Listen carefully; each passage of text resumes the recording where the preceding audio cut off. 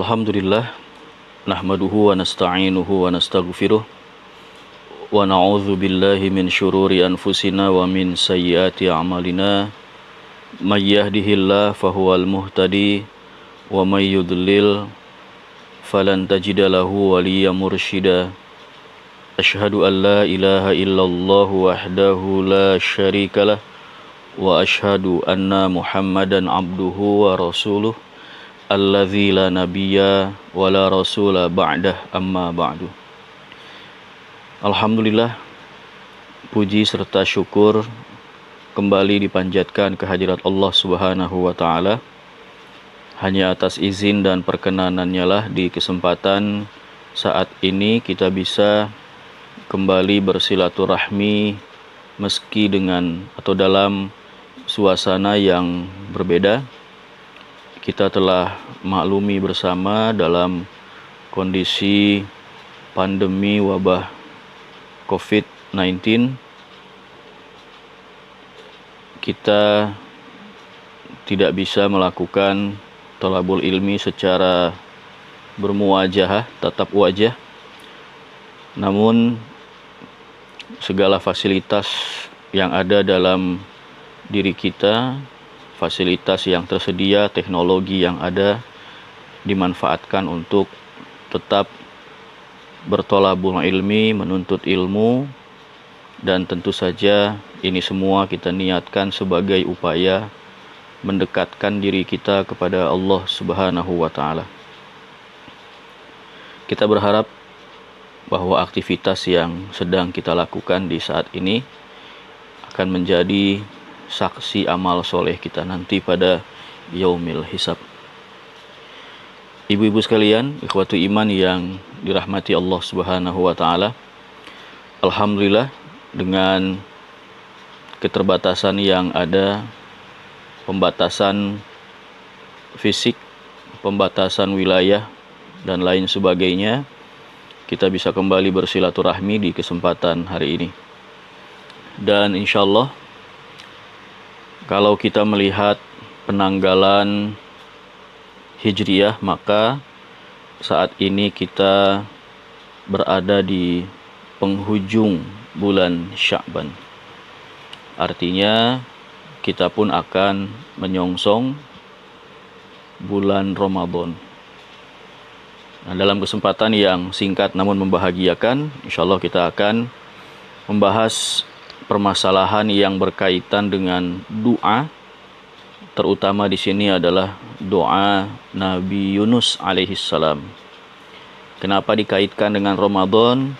Karena ada satu hal yang menarik untuk kita coba telusuri, kita kaji dan kita dalami.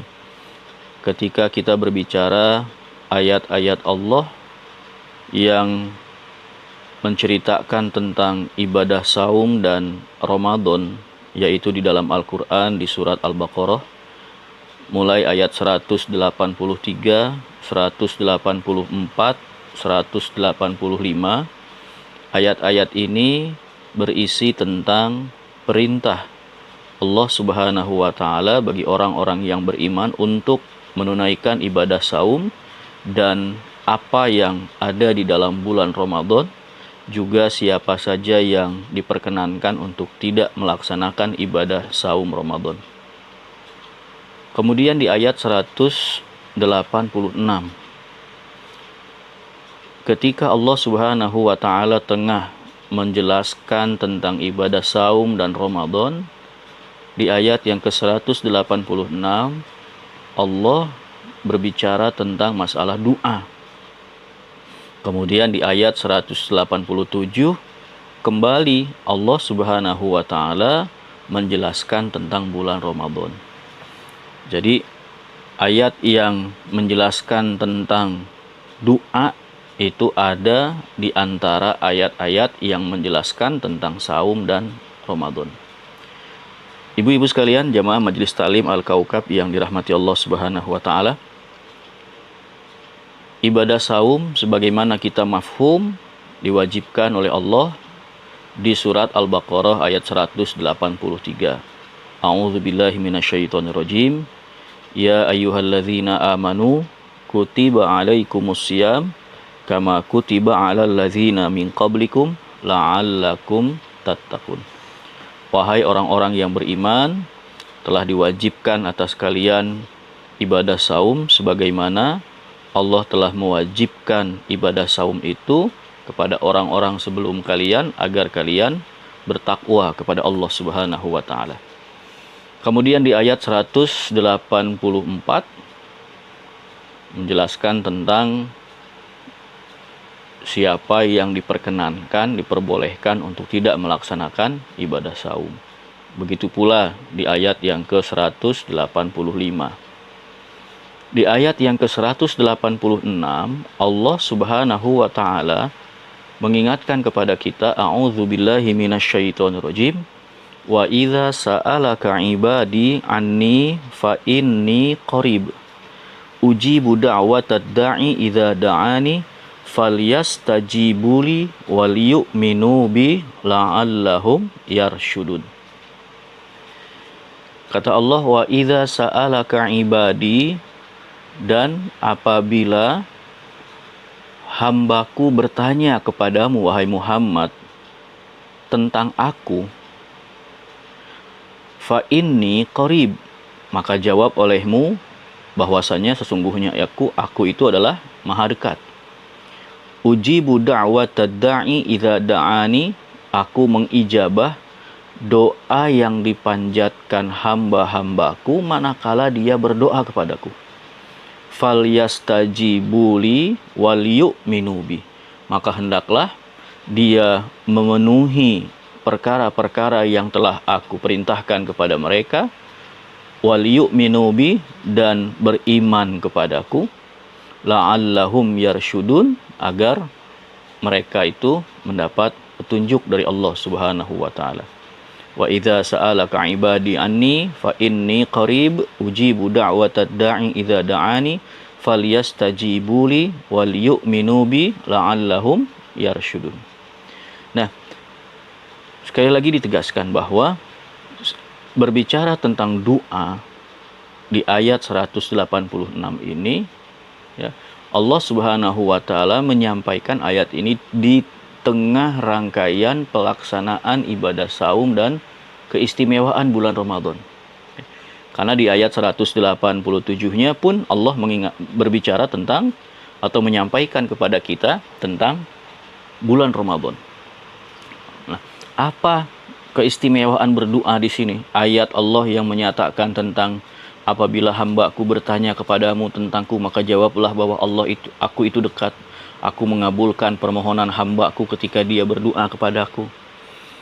Nah, ibu-ibu sekalian yang dirahmati Allah Subhanahu wa taala, kalau kita melihat hadis Nabi Shallallahu alaihi wasallam yang diterima oleh sahabat Abu Hurairah radhiyallahu an dan diriwayatkan oleh Imam At-Tirmidzi, maka Nabi Shallallahu alaihi wasallam pernah menyampaikan bahwa ada 3 kelompok manusia yang doanya tidak akan ditolak atau doanya itu akan diijabah. Salah satu dari 3 kelompok manusia itu adalah, kata Rasulullah SAW, as-shaim hatta yuftira, doa orang yang saum hingga kemudian dia berbuka.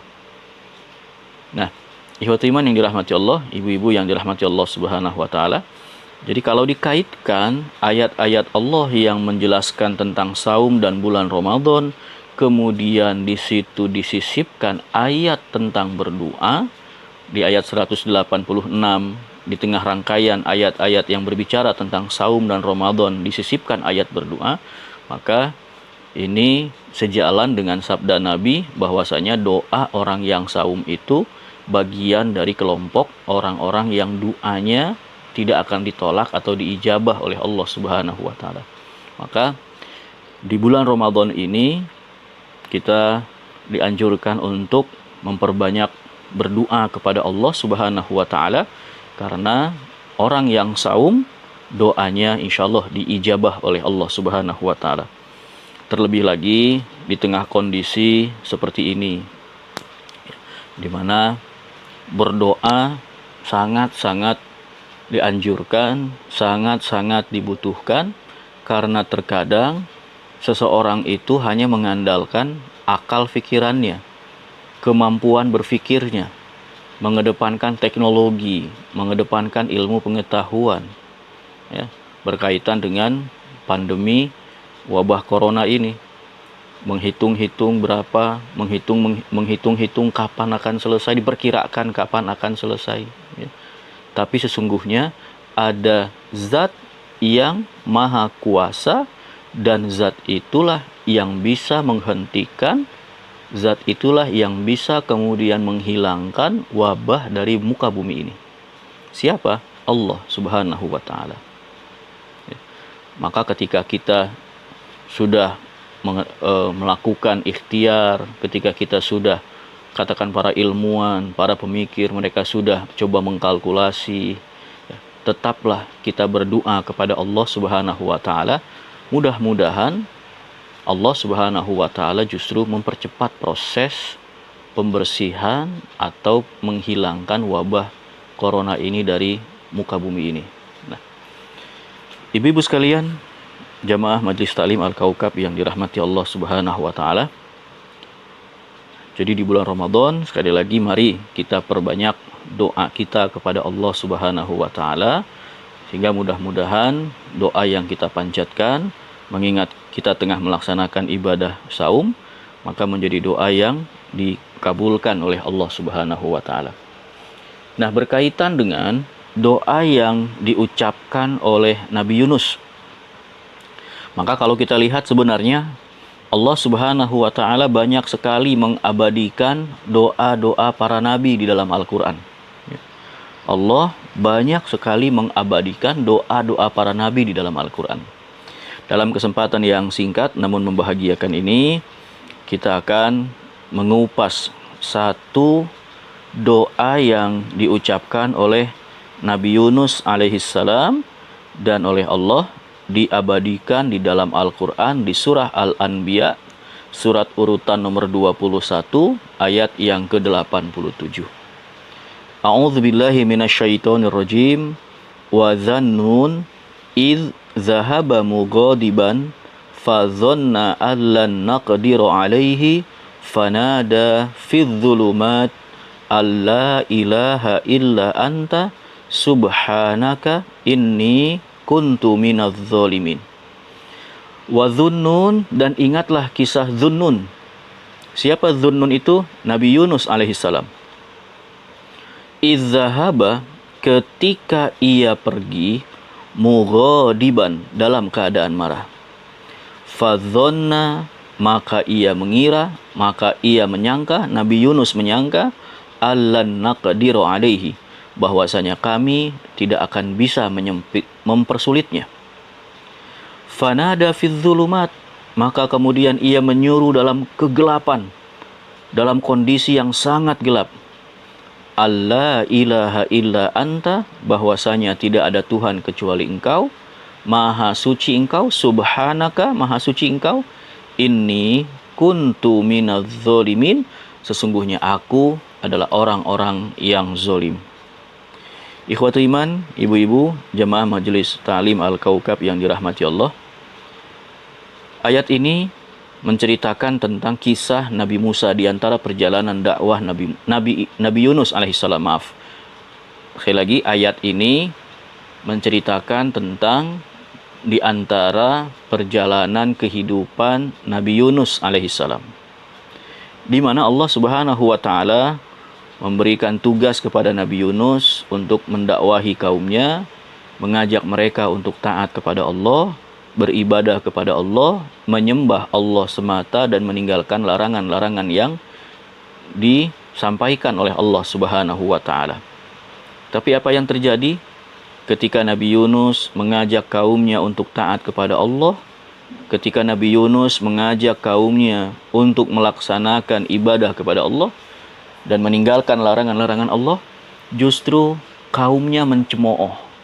Kaum Nabi Yunus justru mencela, menghina, meledek, mencaci maki, menzolimi bahkan.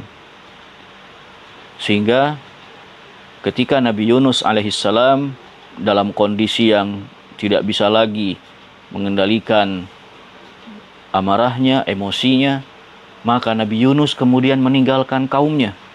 Padahal Nabi Yunus tidak diperintahkan oleh Allah untuk meninggalkan kaumnya. Ketika itu, di saat Nabi Yunus meninggalkan kaumnya, maka sebelum Nabi Yunus meninggalkan kaumnya, Nabi Yunus alaihissalam mengingatkan kepada kaumnya agar mereka bersiap-siap untuk menerima azab dari Allah Subhanahu wa taala. Jadi ketika Nabi Yunus akan meninggalkan kaumnya dalam keadaan marah, sebelumnya Nabi Yunus mengingatkan kepada kaumnya agar mereka berhati-hati dan bersiap-siap untuk menerima bencana atau azab yang akan Allah berikan kepada mereka karena keingkaran mereka kepada Allah. Keluarlah Nabi Yunus alaihissalam dari kota Nainawi, yaitu kota tempat Nabi Yunus tinggal. Ya. Nah, kemudian ketika Nabi Yunus meninggalkan kaumnya dalam keadaan marah, maka Nabi Yunus kemudian keluar dari kota itu, dari kota Nainawi, yaitu sebuah kota besar yang terletak di negeri Mausul. Ya. Nah, Allah takdirkan ketika itu Nabi Yunus alaihissalam naik ke sebuah perahu. Ya. Naik ke sebuah perahu, kemudian berlayar bersama suatu kaum. Ketika Nabi Yunus bersama satu kaum itu berada di tengah lautan dalam pelayaran mereka, tiba-tiba perahu itu hampir saja tenggelam, hampir saja karam. Kenapa? Karena kelebihan muatan. Maka salah satu cara yang bisa dilakukan adalah mengurangi berat atau beban penumpang. Maka diundilah siapa yang harus keluar dari kapal itu, dari kapal laut itu. Ketika diundi, ternyata Nabi Yunus yang harus keluar dari kapal itu.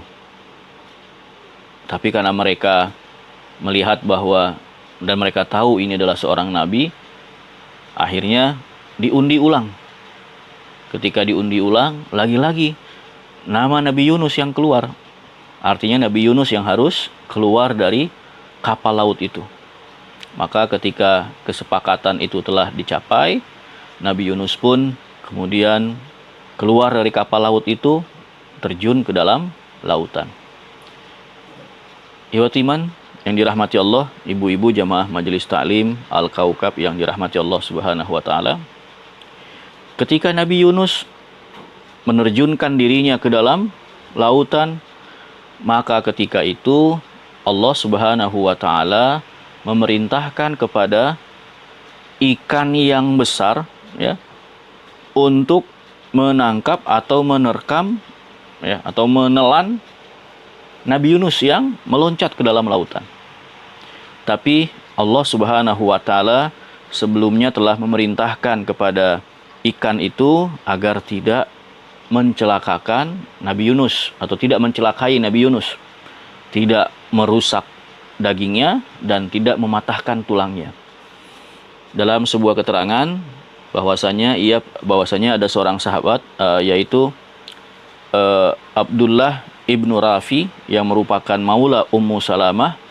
Ia menyatakan bahwasanya ia pernah mendengar Abu Hurairah radhiyallahu anhu berkata bahwa Rasulullah shallallahu alaihi wasallam bersabda, "Lamma aradallahu habsa Yunus fi batnil hut," ketika Allah hendak menyekap, menahan, menangkap Nabi Yunus dalam batnil hut, di dalam perut ikan yang besar, auhallahu ilal hut, maka Allah memerintahkan kepada ikan yang besar itu an khudhu, untuk menelannya.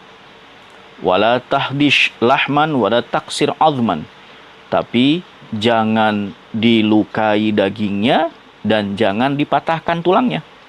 Jadi Allah memerintahkan kepada ikan yang besar itu untuk menelan Nabi Yunus, tapi dengan syarat jangan dipatahkan tulang Nabi Yunus dan jangan dilukai daging Nabi Yunus. Artinya apa? Jangan dilukai Nabi Yunus. Ya. Falamma intaha bihi ila asfalil bahri, ketika ikan yang besar itu berada di asfal, ya, asfal itu yang paling bawah, ya. Aspal itu bahasa Arab, ya.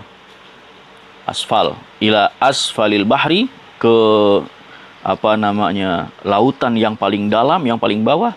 Sami'a Yunus hissan faqala fi nafsi. Maka Nabi Yunus itu kemudian mendengar suara, ya, mendengar suara.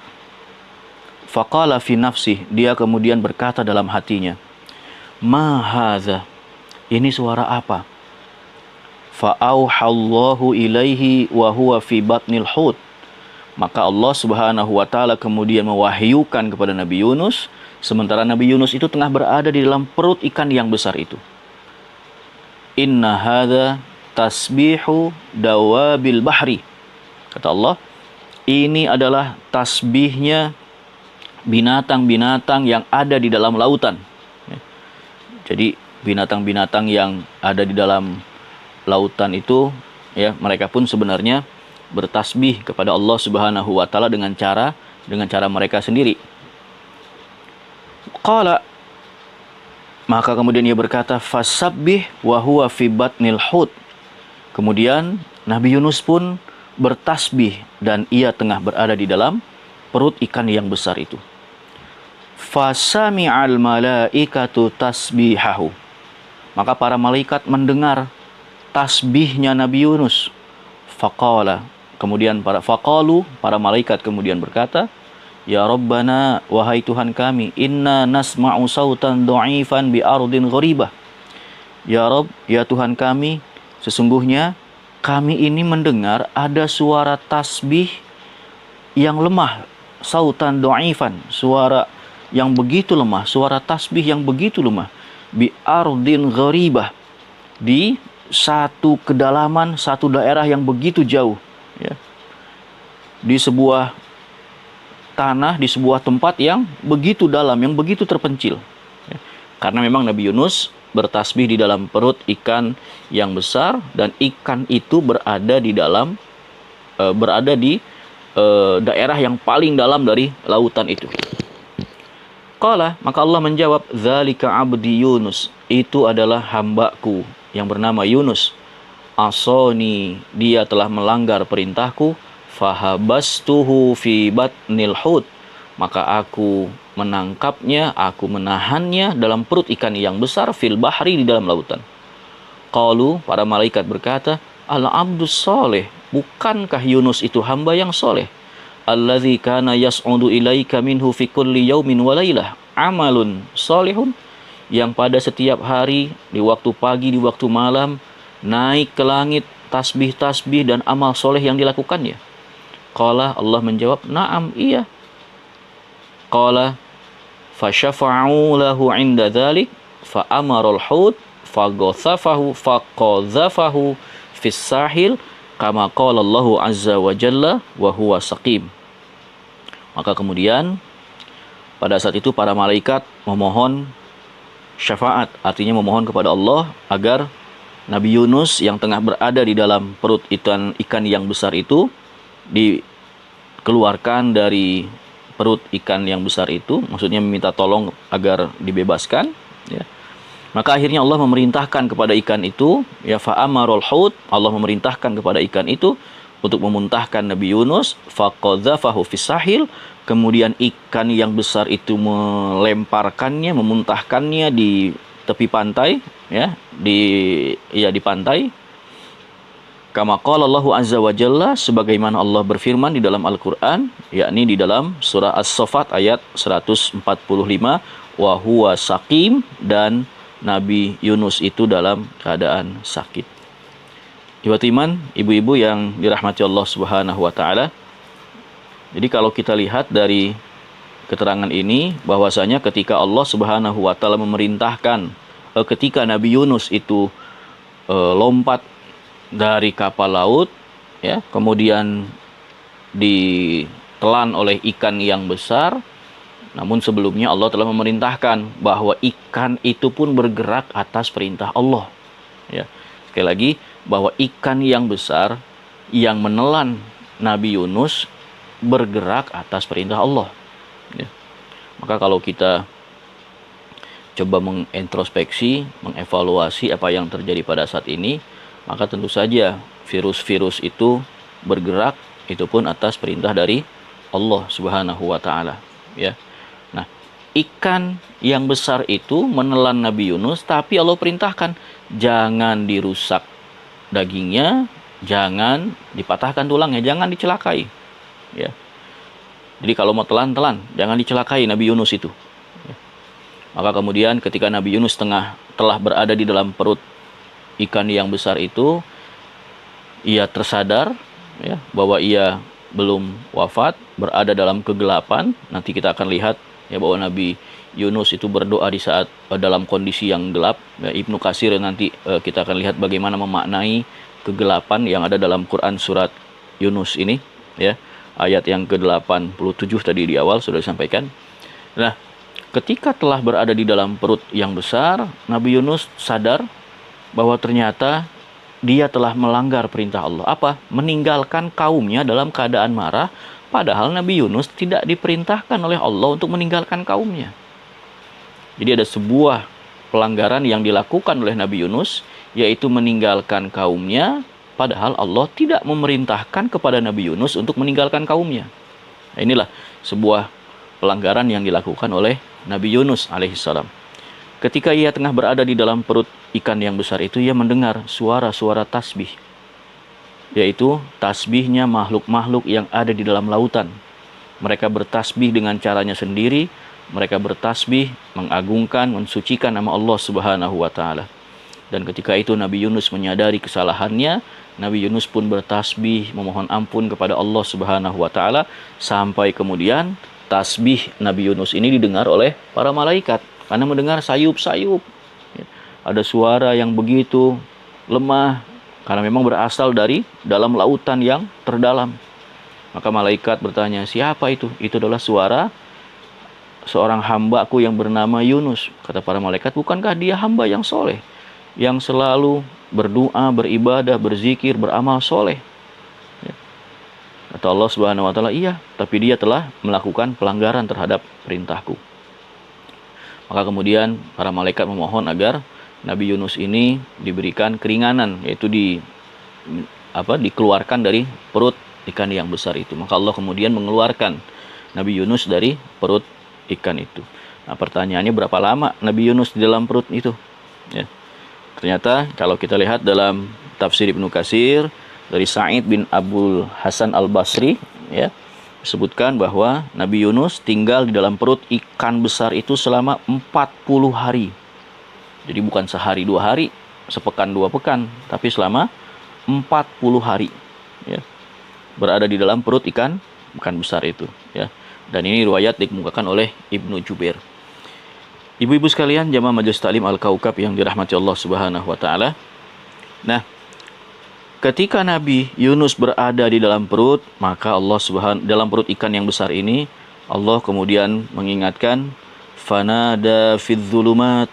Maka Nabi Yunus, dia menyebut nama Allah, dia berdoa kepada Allah dalam kegelapan, fidzulumat, ya. Dalam kegelapan, yang itu kondisi yang sangat gelap. Kata Ibnu Katsir, yang dimaksud dengan fidzulumat di sini adalah yang pertama kegelapan malam, yang kedua adalah kegelapan berada di dalam perut ikan yang besar, dan yang ketiga kegelapan ketika berada di dasar lautan yang paling dalam. Nah ini.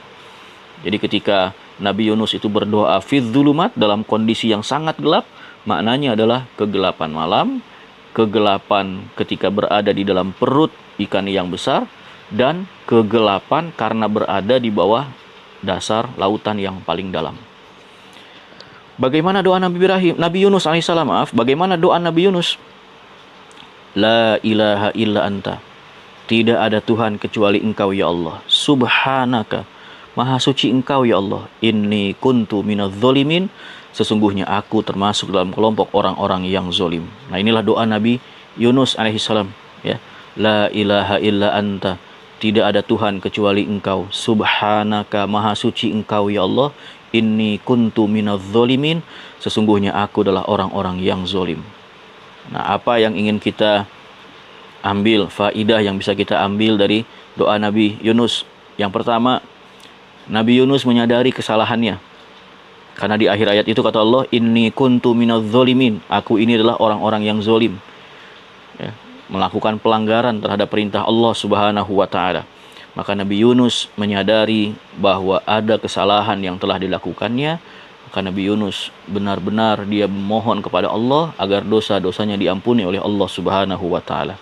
Kemudian yang kedua, Nabi Yunus ketika berada di dalam perut ikan yang besar ini bertasbih kepada Allah, ya, mensucikan Allah, memahasucikan Allah, ya.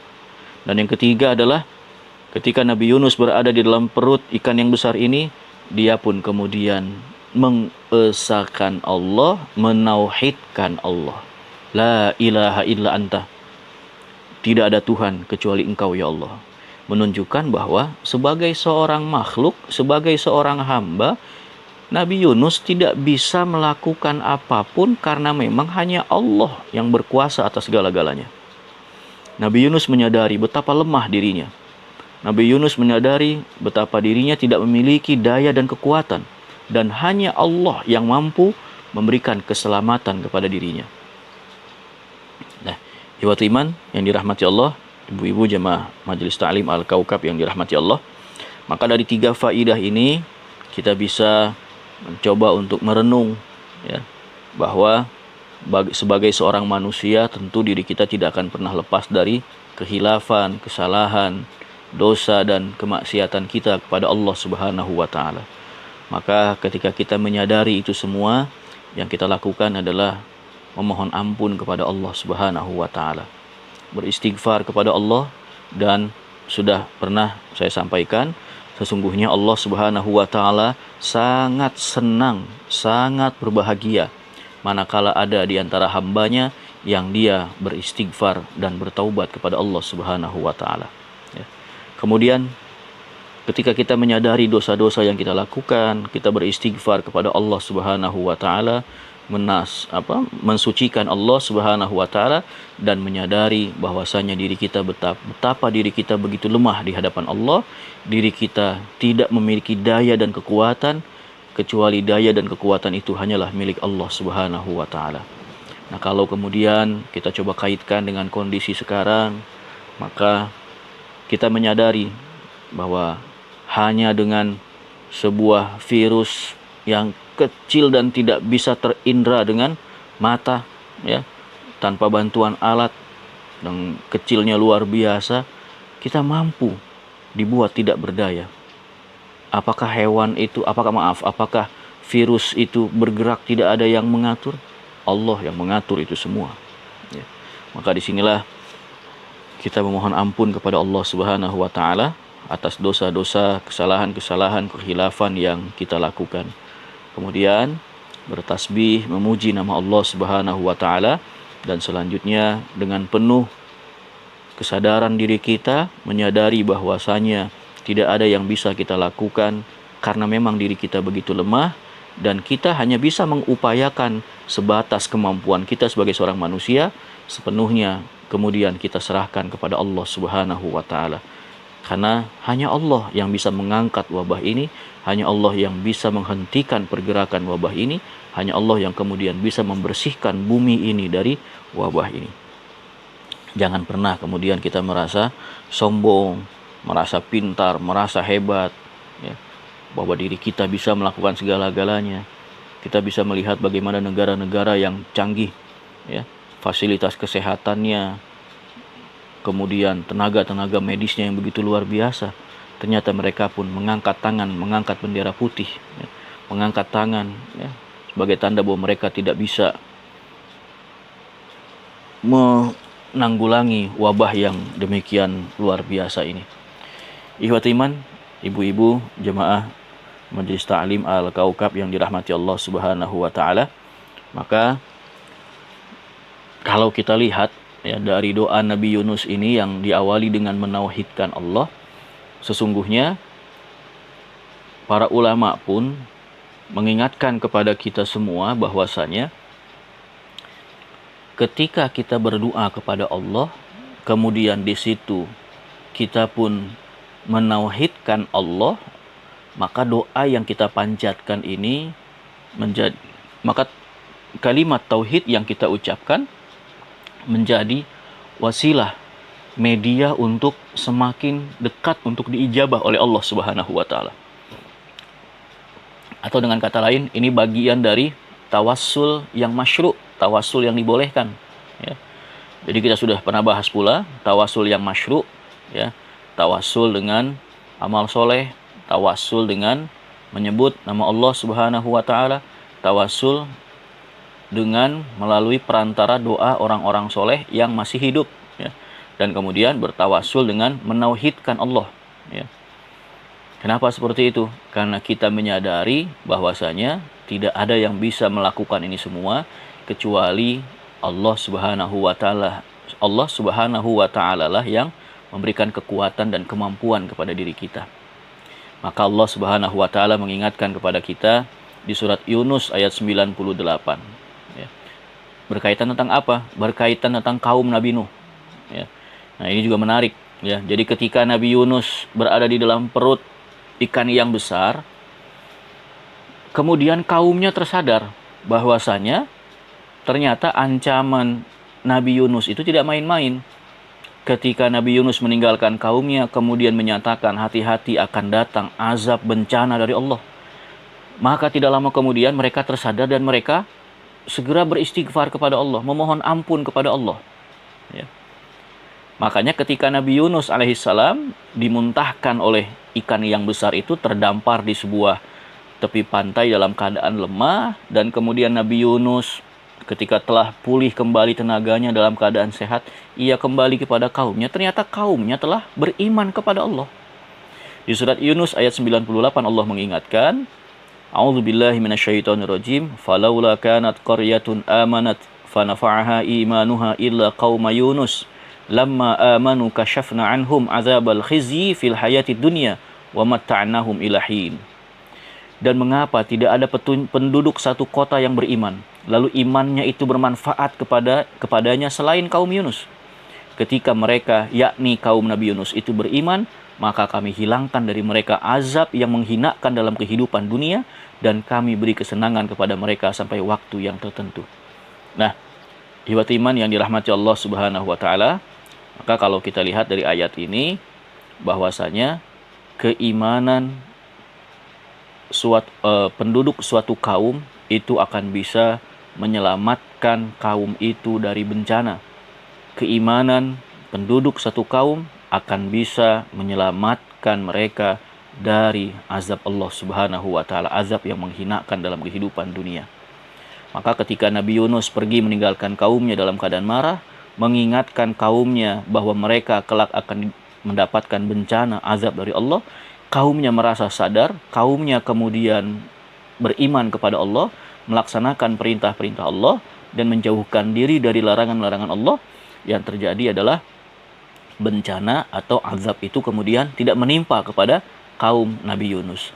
Maka ketika Nabi Yunus, ya, dilemparkan dari mulut ikan yang besar, dari dalam perut ikan yang besar, terdampar di tepi pantai dalam keadaan sakit, kemudian ketika pulih tenaganya kembali kepada kaumnya, ternyata kaumnya telah beriman kepada Allah Subhanahu wa taala.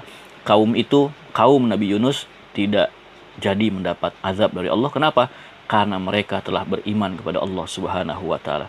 Maka dari ayat ini pun kita bisa mengambil sebuah faidah bahwa keimanan kepada Allah Subhanahu wa taala, keimanan satu penduduk kepada Allah, keimanan yang benar kepada Allah Subhanahu wa taala bisa menjadi benteng tameng untuk dihindarkan dari bencana yang menghinakan. Nauzubillah.